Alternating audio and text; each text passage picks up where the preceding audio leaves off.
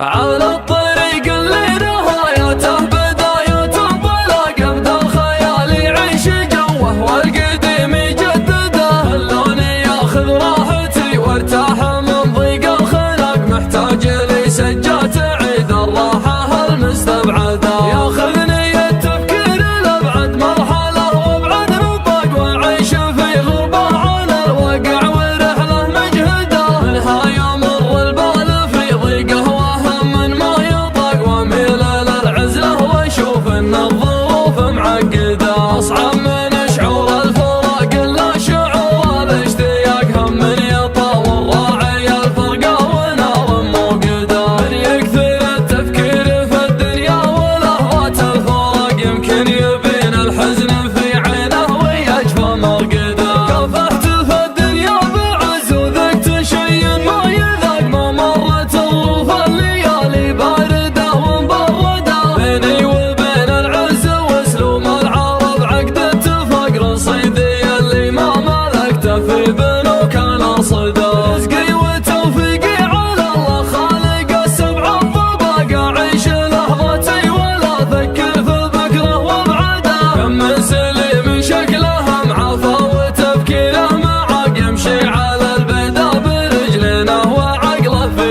يده، اللي ينفتح للشر باب يصير كانه في سباق، واللي نصيته في مجال الخير كانك تطرده، الخير والمعروف ما يجزى بصده وانشقاق، على الاقل اللي تجمل فيك احد لا تجحده، هيا الرفيق اللي لي ضاقت علي الارض ضاق، يسعدني اللي شفته اسعد واحد الله يسعده، صدره خلي من الحسد والحقد واسلوب النفاق، لا شفته ابقى ضيقة الخاطر عساني مفقده، المدح مثل العود الازرق ما يمد ولا يساق، الا على قرم علومه بالفعول موكده، صدبوا جنبه صيف وصدبوا كفن رقاق، علي الثماني ما يجنب لين يبلغ مقصده، اسمر مع اهل المرجله ما هو سريع الاحتراق، يوم الاسامي بعضها بالانقلاب مهدده،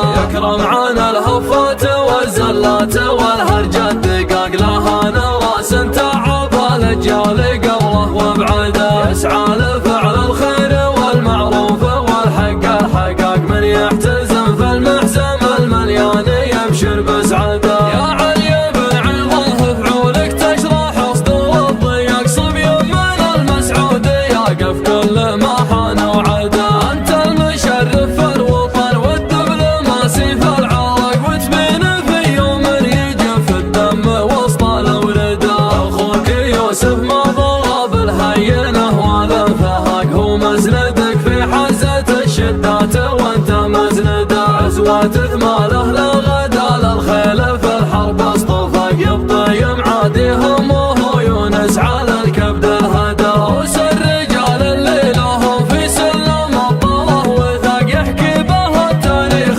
والواقع قبل لا تنشده، وقت الرخا غيث يصب الماء وهم الحقاق، وقت اللقا تنطح معاديها وتطاج المدى، على الطريق اللي نهايته بداية بلا قبل الخيال يعيش جوه والقديم يجدده، اللون ياخذ راحتي وارتاح من ضيق الخلق، محتاج لي سجات عيد الراحة المستبعدة، ياخذني التفكير لابعد مرحلة وابعد رباق، واعيش في غربة عن الواقع ورحلة مجهدة، منها يمر البال في ضيقه وهم ما يطاق، واميل للعزلة واشوف ان الظروف معقدة، اصعب من شعور الفراق الا شعور الاشتياق، هم من يطاول راعي الفرقة ونار موقدة، من يكثر التفكير في الدنيا ولهوات